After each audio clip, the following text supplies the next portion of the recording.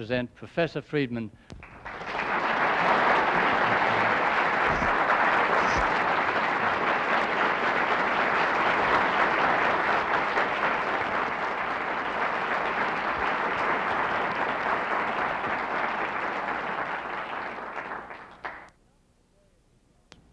My topic today, as you know, is who protects the consumer. In recent years, consumer advocacy has been something of a real growth industry. It's been sparked in this country, of course, by Ralph Nader, who played the same role in developing the consumer advocacy industry that Henry Ford played at a much earlier date, and with much greater benefit to consumer, I may say, in developing the automobile industry. But since Ralph Nader has developed into a multinational conglomerate, he has had many imitators and many successors, and there has been a whole host of organizations and agencies that have developed, supposedly to represent the consumer. These organizations, this whole movement, has had three common characteristics. In the first place, it has been very strongly anti-business. It has portrayed to the public the notion of business enterprises as heartless giants who will go to any lengths to force down the throat or into the hands of the unwilling consumer shoddy products which will break under their hands. Of course, Ralph never tells the contrast between the character of the products that are distributed and the method of distributing them, namely the post office. But in any event, the thrust of the argument is anti-business. A second common characteristic is that it's also highly critical of past government measures. Ralph Nader and his associates have been extraordinarily effective in demonstrating the extent to which past attempts at governmental regulation of industry, past attempts at government protection of the consumer, have been ineffective or counterproductive, the extent to which they have backfired. Some of his studies on the ICC and on other agencies, which I'll come back to in a little bit, have been extremely effective. But in the third place, if you ask what is your answer, what is it that these consumer advocate agencies propose? It always turns out to be more of the same. They always propose that because past regulatory measures have been ineffective or counterproductive, the way to improve matters is to have further regulatory measures by government.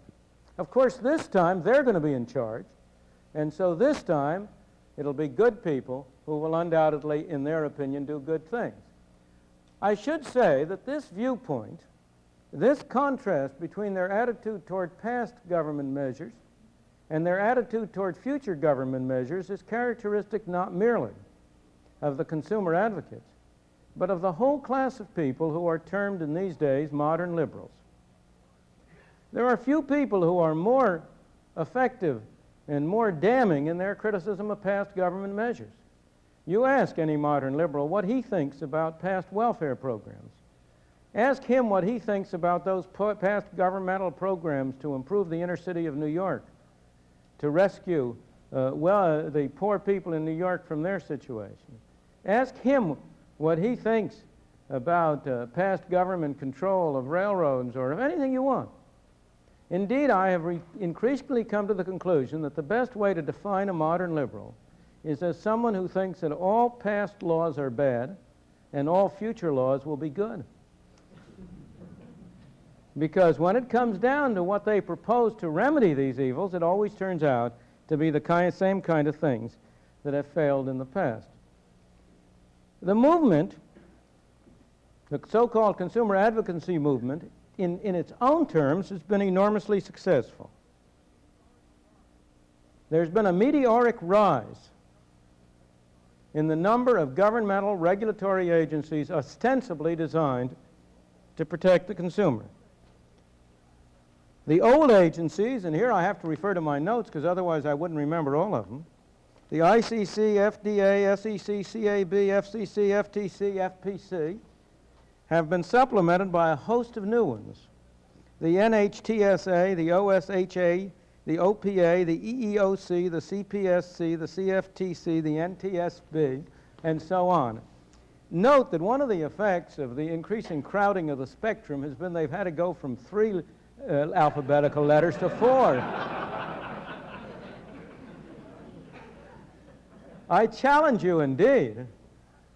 It's an interesting contest. We could have a kind of a classroom contest to see if you could translate those esoteric initials I gave you into the names of the agencies, all of which I may say are out there to protect you, supposedly. In 1975, there were at least 27 major federal government regulatory agencies. They issued 60,000 pages of rules. 60,000 pages of rules or proposed rules in the Federal Register. Their regulations occupied no less than 72,200 pages in the Code of Federal Regulations. I went to my bookshelf and measured what that would mean, and it turned out that turns out not to be a 5-foot shelf of great books, but a literal 24-foot shelf of not-so-great books. The expenditures of these agencies on your behalf have literally tripled in the 5 years from 1970 to 75.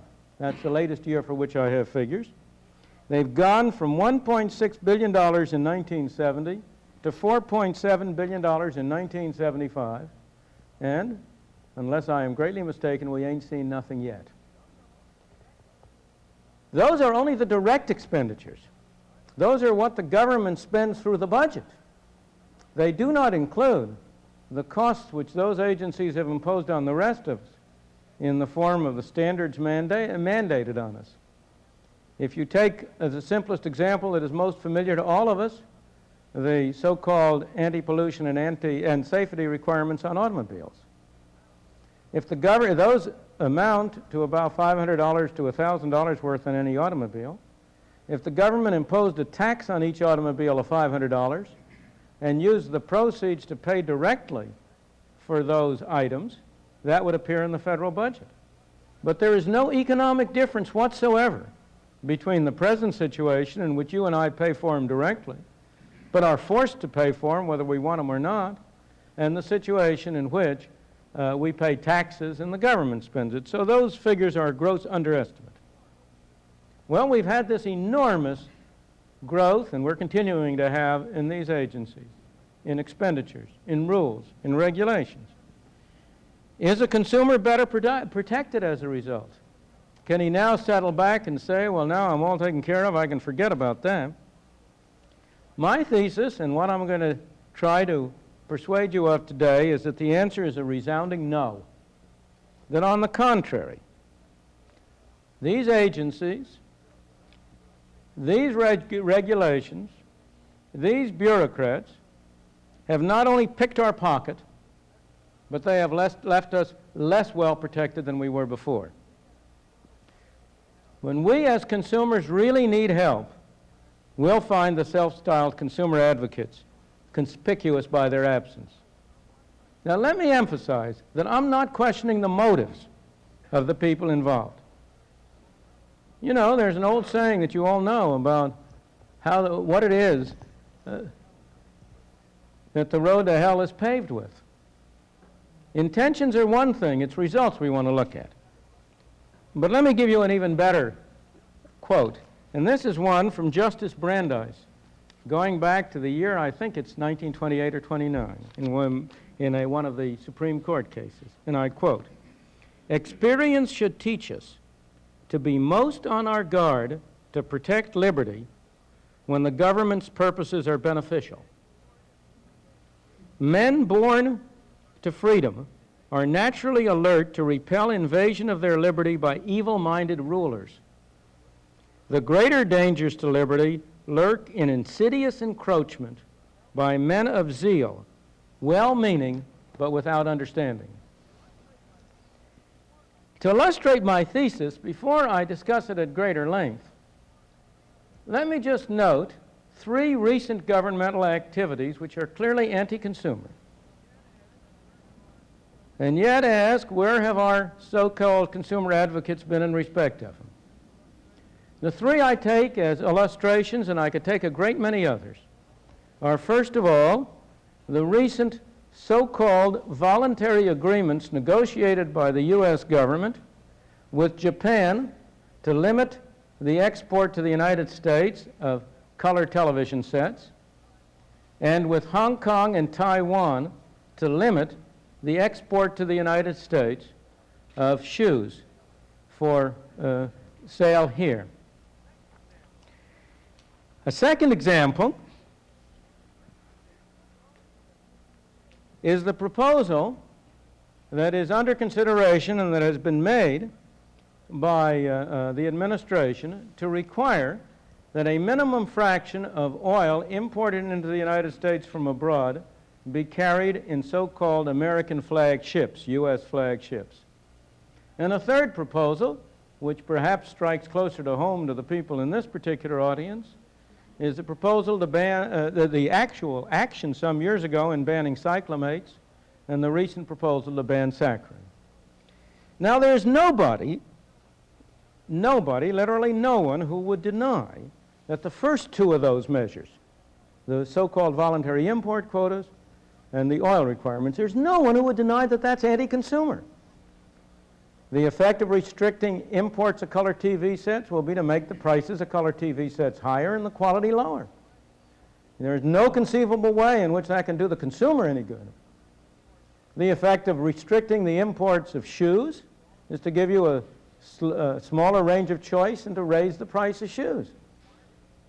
The effect of requiring the oil to be carried in ships is going to raise the cost of domestic oil by sums that have been variously estimated from $200 million to $500 million a year.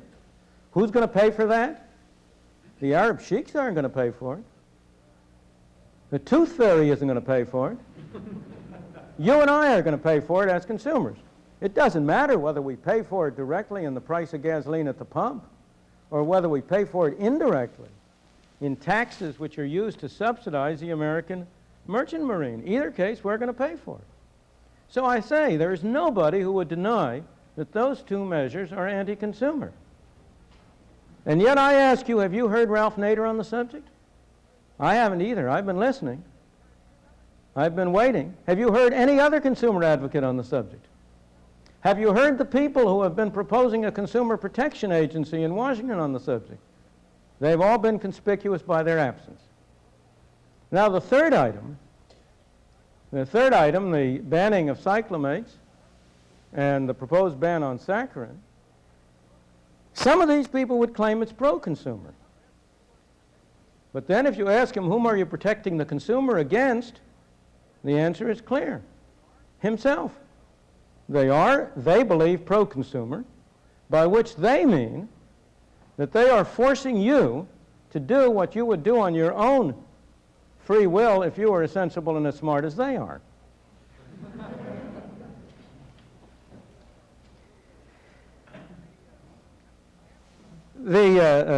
After all, the argument about saccharin and cyclamate is that it carries a risk of producing cancer. I have no competence whatsoever to question the scientific evidence on that. I wouldn't try to. But obviously, the right way to handle it from a point of view of a believer in freedom is to let people know and then let them make their own choice. No objection to publishing this information, making it available, letting you know what the risks are, saying they're 1 in 10 million or 1 in 1,000, whatever may be the best evidence. Have a free press. But then the question is, ought you not to be able to make your own choice?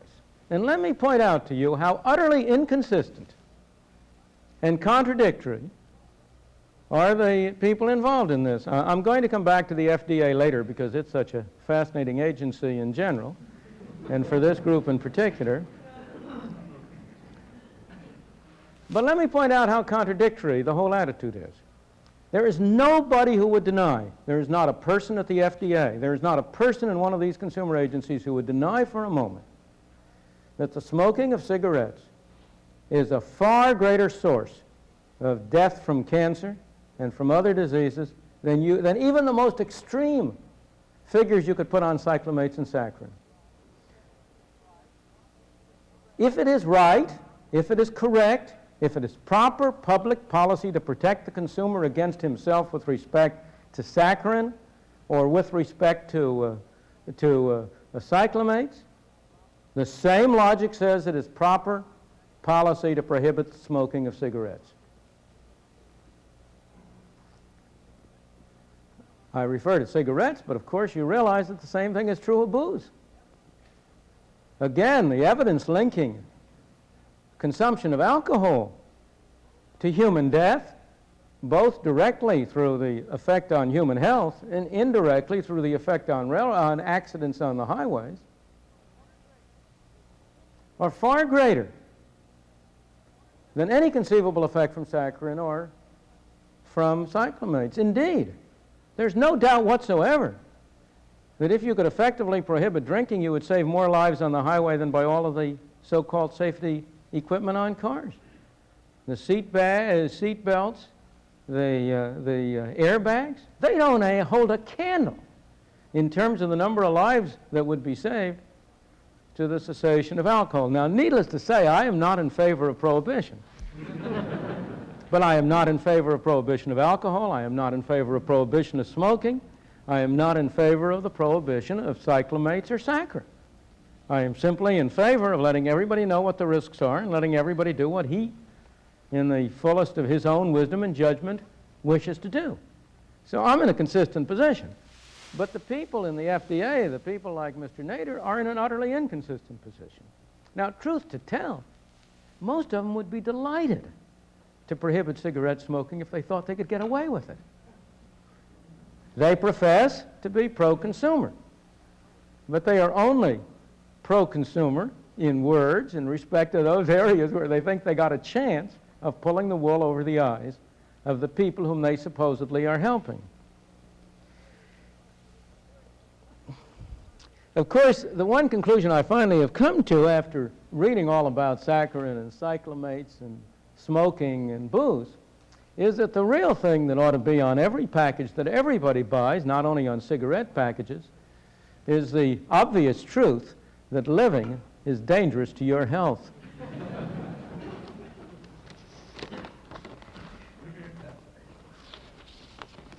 Well, let me ask and go to the more basic question we want to discuss. On what grounds am I so confident that these governmental measures, that the approach through government to try to reduce the hazards of the individual, to try to improve the consumer's life, on what grounds am I so confident that they are counterproductive? How can I be so sure? There are two grounds which are quite different but mutually supporting. The first is a ground of experience. You may think this is a new era, but it is not. There were Ralph Naders or their equivalents nearly 100 years ago. The earliest effective Ralph Naders in the United States were indeed the Ralph Naders who were out beating the hustings and trying to build up political pressure for controlling the railroad monopolies. Those were strictly pro-consumer movements. The argument at the time was that these monopolistic railroads, depicted in exactly the same way that Ralph Nader depicts big business in general, that these monopolistic railroads were entering into collusion with one another to fix fares and to keep fares too high, all in order to be able to squeeze a hapless consumer and take his money away from him. They were, and the earliest, as I say, example that I can think of the most of the consumer advocate of the Ralph Naders, and they were successful.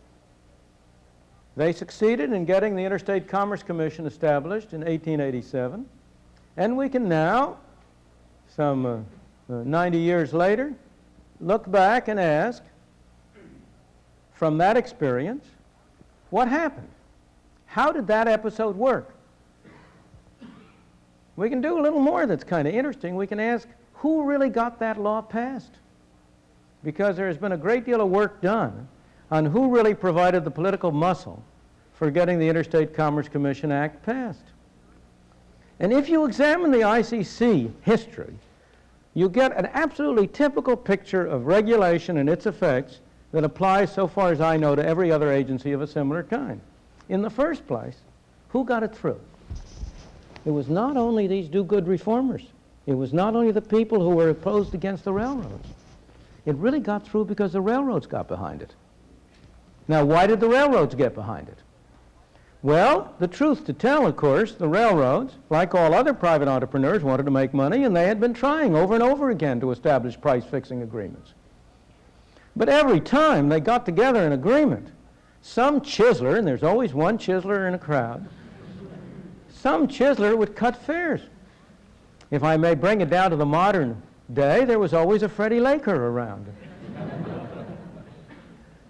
And so they couldn't hold their price-fixing agreements. They'd have an agreement, it would hold for a year, and it would go to pieces.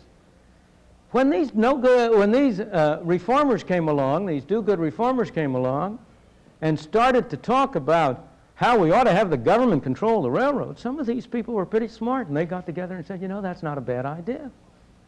And so they provided the political muscle for helping to get the law through. Now, it's a very typical case because, in my opinion, the typical fact is that the special interest, like the railroads, can almost never get their way unless they can somehow or other co-opt some disinterested, well-meaning people to serve as their front men and profess that the policies they are proposing are in the interest of the country. On the other hand, the well-meaning do-gooders are often, almost always, unable to get their measures across, although in recent years that's been less so, but certainly for a long time, unless they could get some more effective source of political muscle behind them. And so the typical thing you have had is an unholy coalition between the reformers on the one hand and the special interests on the other, who get together to establish a government agency or to pass a law from the point of view of the reformers to protect the consumers, from the point of view of the special interest to protect themselves.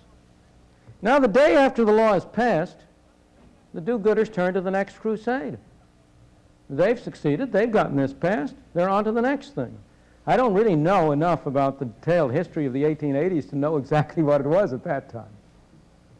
20 years later, it was clear. It was in reaction to Upton Sinclair's The Jungle. It was meat inspection.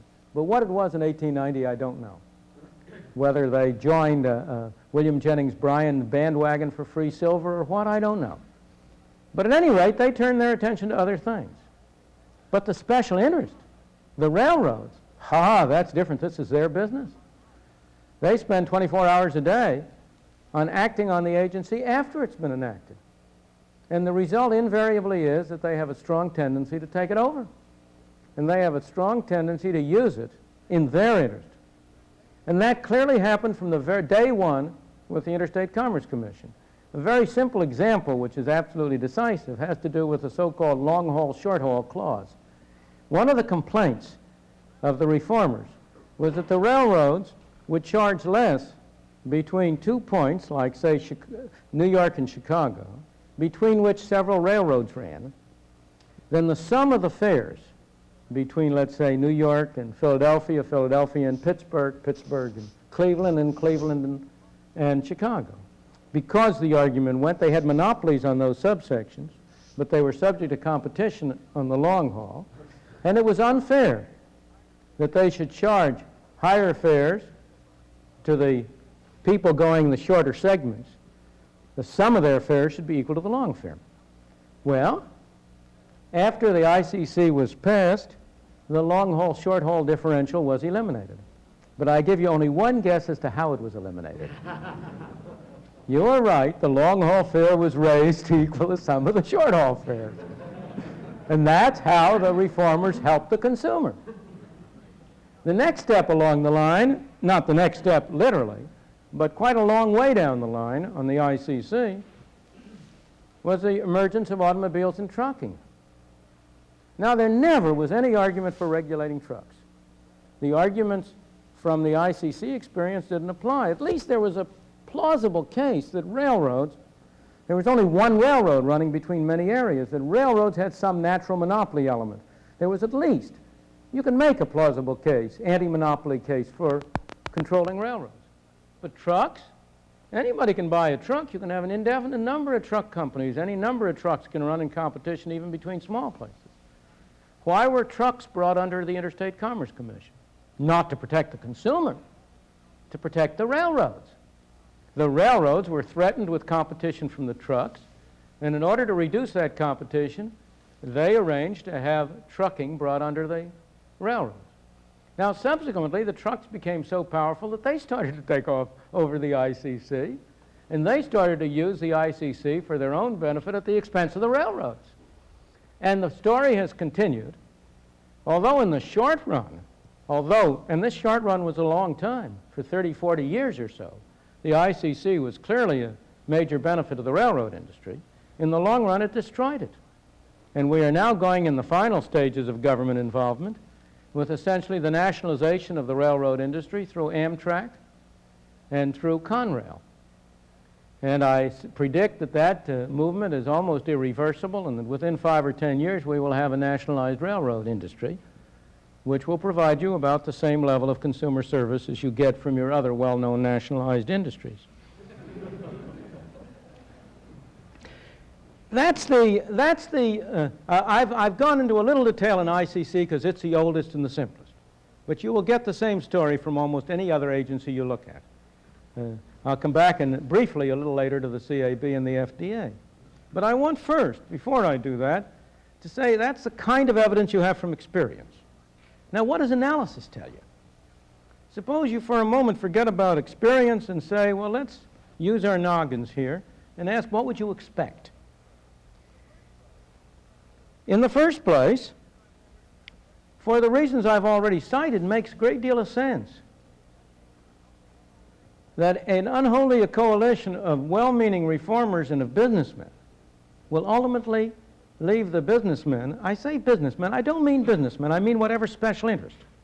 Whether it be farmers, in the case of the maritime business, it's mostly the maritime trade unions who are the special interest. In the case of the minimum wage law, which is also an anti-producer as well as anti-worker, that minimum wage law is anti-worker, anti-Negro, anti-consumer. It's all of these things, because it raises prices, it reduces employment opportunities, it promotes discrimination against the blacks. So it's all of these things. But in that case, it's the trade unions who are the major special interests. So in talking about business, I don't mean to single them out. It's only that in the early days of this development, and particularly in the Interstate Commerce Commission development, it was business. If you have an unholy coalition between reformers and a special interest, it stands to reason that the special interest is going to win out in the end, simply because the do-good reformers are going to go off to other activities and are not going to devote the energy to it. But in the second place, consider, that point I think is brought out very, very well by the ICC. But consider the other question. Consider the pressures on the bureaucrats. And you put yourself in the position of one of the bureaucrats in one of these regulatory agencies. And ask yourself, is it in your own self-interest to protect the consumer? Well, now, if I take you in the ICC, that case is crystal clear. First of all, the people whom you're going to be dealing with day after day in the ICC are the railroad interests. You very seldom have the passenger who goes once a year from New York to Chicago. He's not going to be pestering you. In the second place, if you ever want to make a career outside the ICC, where are you going to be hired? You're going to be hired by the transportation industry. As you know, the way to become a tax expert is first to get employed by the IRS for a couple of years and then go work for an enterprise. In the same way, the way to become a transportation expert is to work for the Interstate Commerce Commission for a while and then get a job with the industry. But I want to take a case that's not so easy. Consider the FDA, which I think brings out the case much better, the Food and Drug Administration. Originally arose out of the reaction to the Upton Sinclair jungle kind of exposure, but more recently has been moving more and more in the direction of drugs as opposed to foods. Now, you put yourself in the position of an FDA bureaucrat considering whether to approve, let's take the simplest case, whether to approve a proposed new drug. There are two kinds of mistakes you can make from the point of view of the public interest. You can make the mistake of approving a drug that turns out to have very harmful side effects. That's one mistake. That will harm the public. Or you can make the mistake of not approving a drug which would have very beneficial effects. That's also harmful to the public. If you're such a bureaucrat, what's going to be the effect on you of those two mistakes? If you make a mistake and approve a product that has harmful side effects, you are a devil incarnate. Your misdeed will be spread on the front page of every newspaper. Your name will be mud. You will get the blame. If you fail to approve a drug which might save lives, the people who would object to that are mostly going to be dead. You're not going to hear from them. It's more extreme. It's more serious.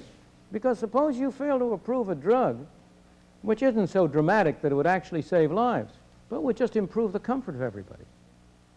Suppose in the 1890s there had been a present FDA and aspirin had been offered to it as a drug. It would never have been approved. Now, aspirin may not save very many lives, but it certainly has produced a tremendous improvement in human comfort over the decades. But that improvement, nobody would know it had been denied them. That's really the point with which I started when I came in here about the policy of rationing as opposed to a price mechanism. The people who are outside.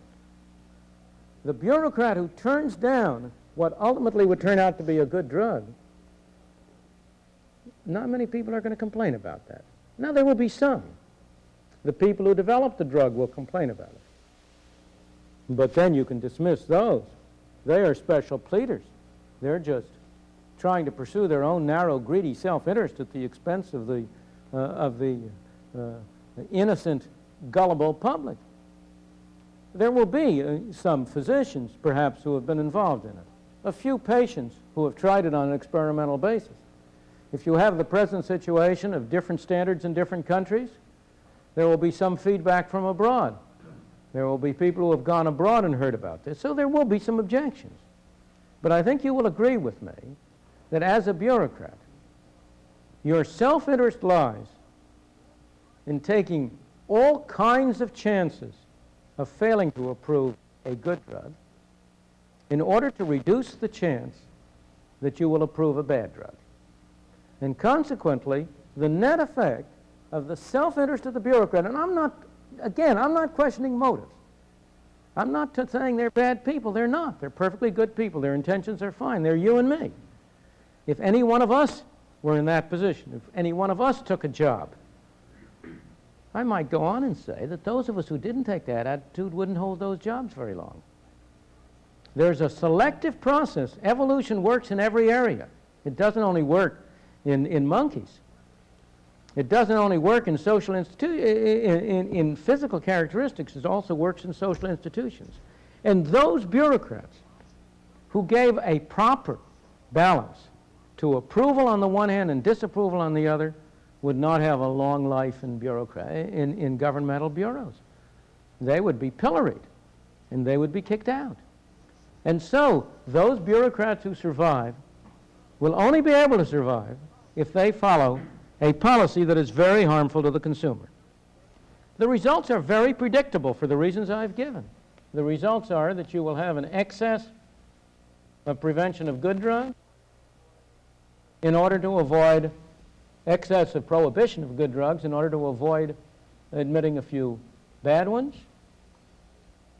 that you will increase the costs of doing medical research, that you will reduce the amount of medical research done, that you will reduce the battery of drugs available to the public.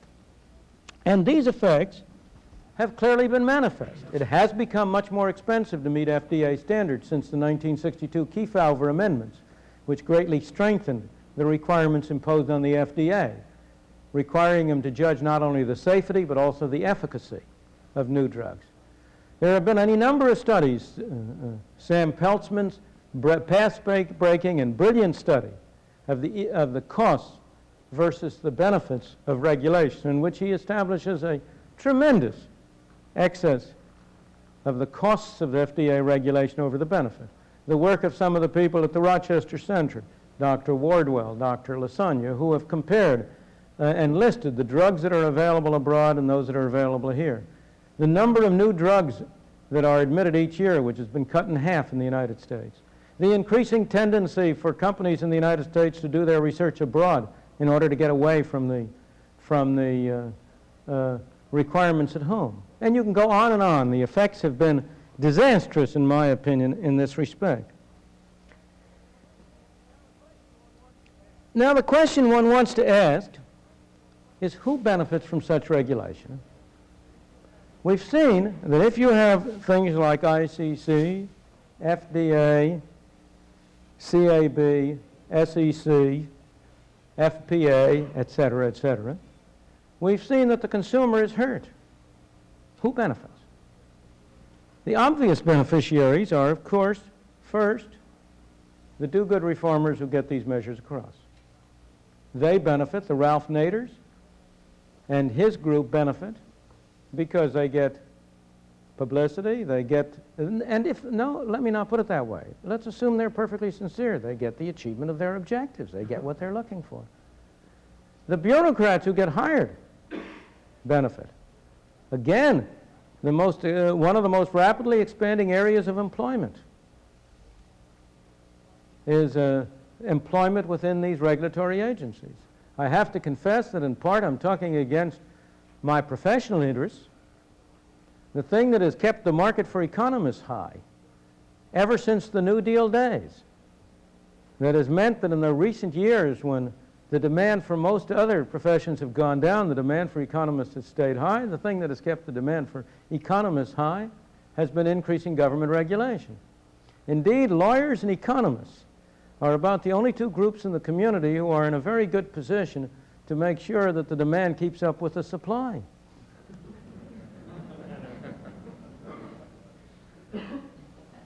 So the group of people who are hired and take jobs in these areas benefit. What about industry? Does it benefit or is it hurt?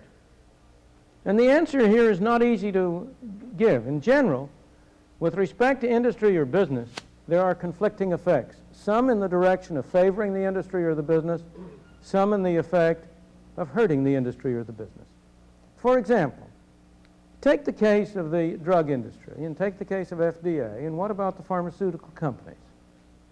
Well, on the one hand, they are hurt by the fact that it becomes more expensive and more difficult to conduct research into new products, more costly to introduce them, takes a longer period of time.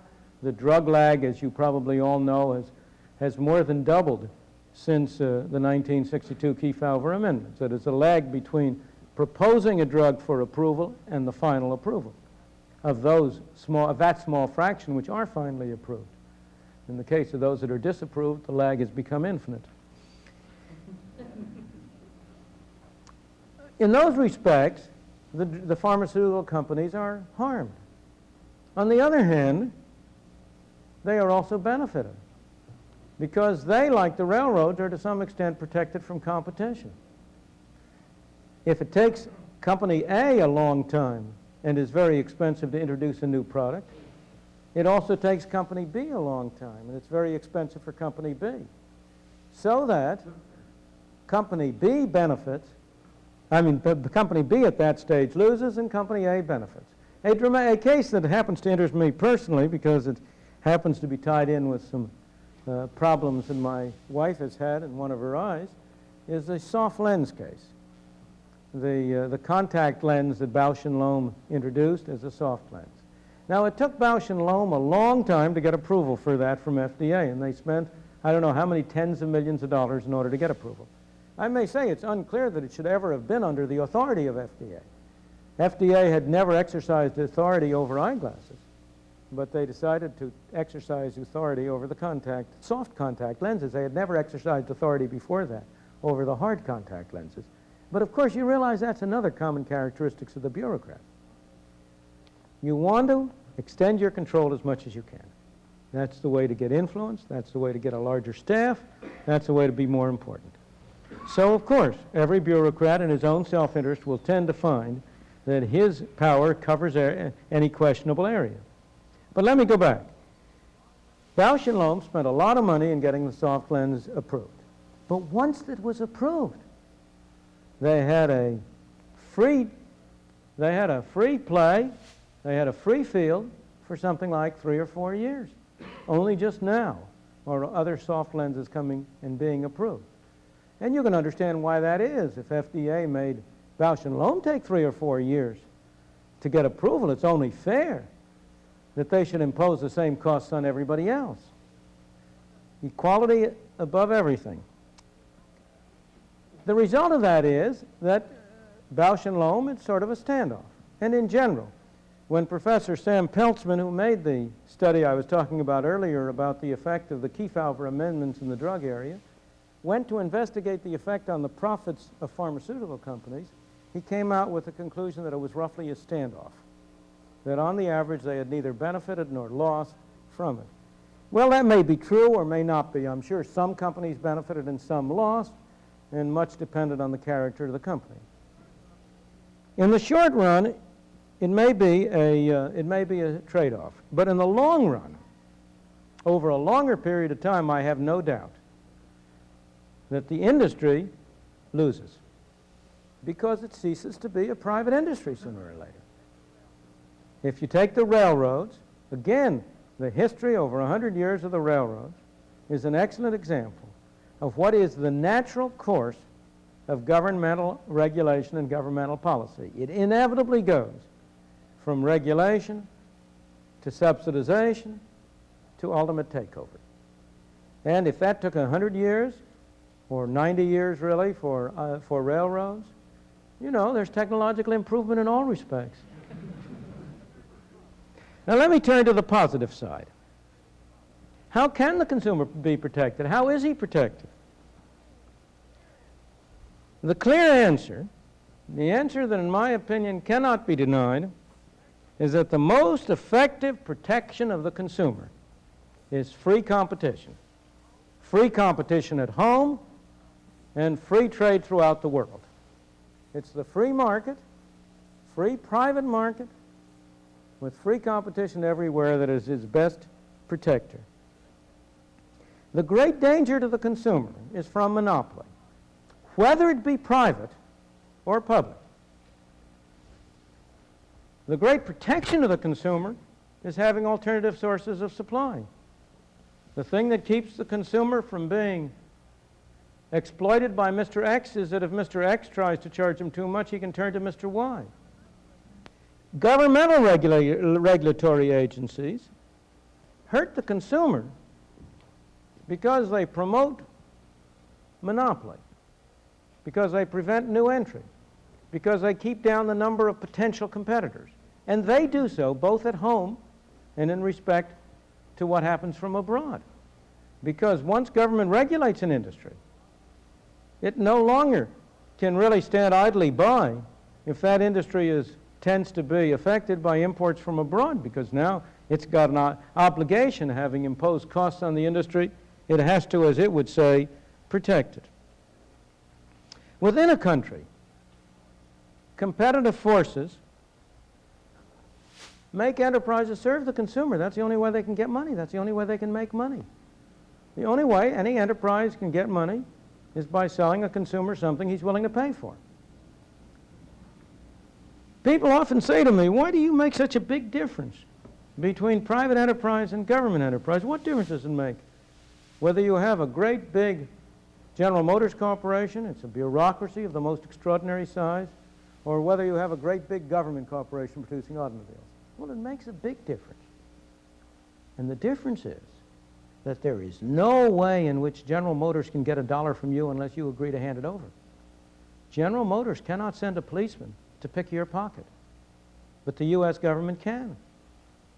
And as a result, General Motors must serve your interests in a way which the U.S. government as a whole or a government agency does not have to.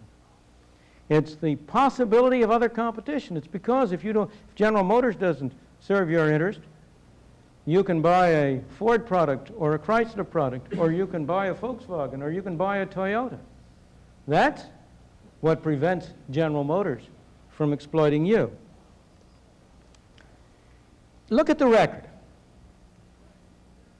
Suppose you compare what has happened over the past 50 years in the development of transportation by automobile and transportation by rail.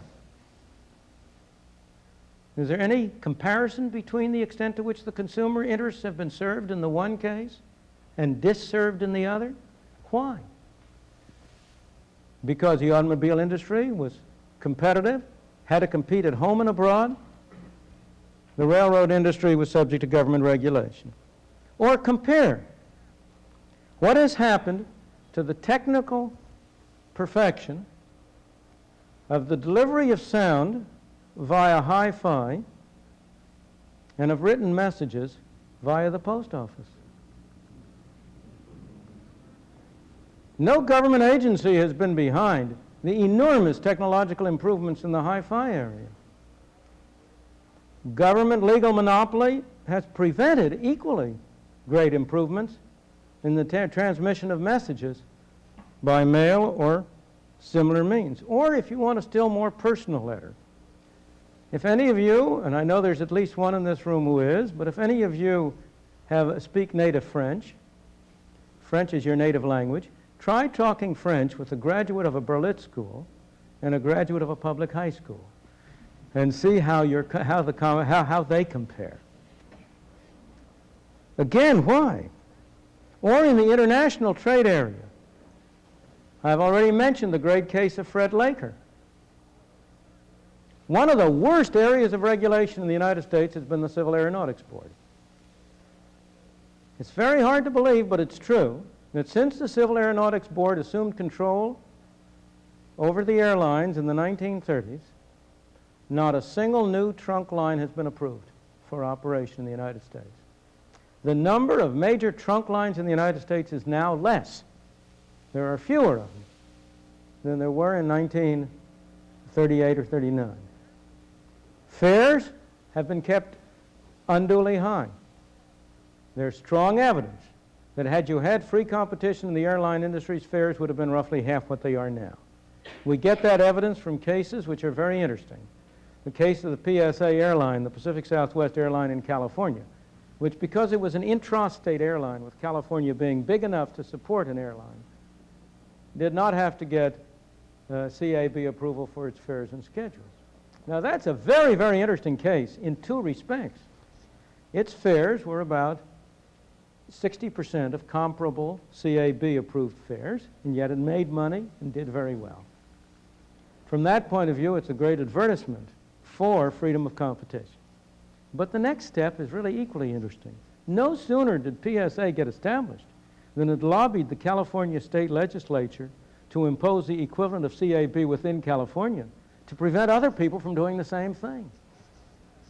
So as I say, it illustrates both parts of the story and explains why it is that you and I as consumers have to look after our own interests and not trust to surrogates, whether they supposedly speak in our interest or not. But consider what has happened in this area. Here, one maverick, Fred Laker, finally, after years of trying, by continually offering to cut fares tremendously between Britain and the United States on a SkyTrain, has forced all the other airlines to come and offer lower fares, which the CAB apparently is more or less forced to approve. Hard to have a more dramatic example, it seems to me, of the virtues of competition and how the consumer is protected. Now let me emphasize, competition does not protect the consumer because businessmen are more soft-hearted than bureaucrats, or because they're more altruistic, or because they're more generous, but only because it is in the self-interest of the entrepreneur to protect the consumer. And on this subject, let me quote you from what the father of modern economics, Adam Smith, wrote 200 years ago in The Wealth of Nations in 1776. And here's what he said, and I quote, "It is not from the benevolence of the butcher, the brewer, or the baker that we expect our dinner, but from their regard to their own self-interest. We address ourselves not to their humanity, but to their self-love, and never talk to them of our own necessities, but of their advantages. Nobody but a beggar chooses to depend chiefly upon the benevolence of his fellow citizens." So it's not from benevolence, but from self-interest. To return to the FDA, suppose it weren't there, what would prevent business from distributing adulterated products? It would be a very expensive thing to do. Consider the story that many of you heard of a New Jersey firm which had been producing and marketing a high-quality soup product for 50 years very profitably. After 50 years of apparently safe operation, one case of adulterated or contaminated soup cans got out. That company very shortly went bankrupt. That's not a very sensible business practice. But what about the claim that the consumer cannot judge the quality of complex products, that he therefore requires the government support and the help, and this government help? There are two answers to that, and the market provides a very excellent answer. One answer is that when it comes to complicated product, the consumer doesn't really trust his own judgment. He trusts the judgment of middlemen. Let me illustrate. Nobody in this room is an expert about the quality of shirts, ties, shoes, goodness knows what. If one of them goes bad, if you find it's defective, do you go back to the shirt manufacturer? No. You go to the department store from which you bought it. And the department store is acting as your middleman, and indeed the reason the department store can exist and make money is because it can get the consumer to have confidence that the department store will sell it a good product for the price. In the same way, you will rely on a Sears Roebuck or a Montgomery Ward or a General Electric or a General Motors, not because they are altruistic, but because it is in their self-interest to build up their capital, to get the reputation and the standing which would be destroyed if they consistently turned out bad products. Moreover, there's no perfection in this world. We're never going to be protected against all defects. What about the claim that if the consumer cannot judge the quality of the complex products, therefore the bureaucrat can? What about the evidence that has appeared that all of the studies about cyclamates, I say all of a very shoddy list of studies that the FDA relied on, they have been disproved. I understand they have been disproved by further research. Now there's one important difference there. If a business firm does something wrong, as in that case of the soup firm, it goes bankrupt and out of business. But if the FDA or a government agency makes a mistake, that expands the staff of that government agency. What about the claim that consumers can be led by the nose by false advertising? The claim that people like John Kenneth Galbraith have done the most to propose. Well, the simplest answer is that he can't be.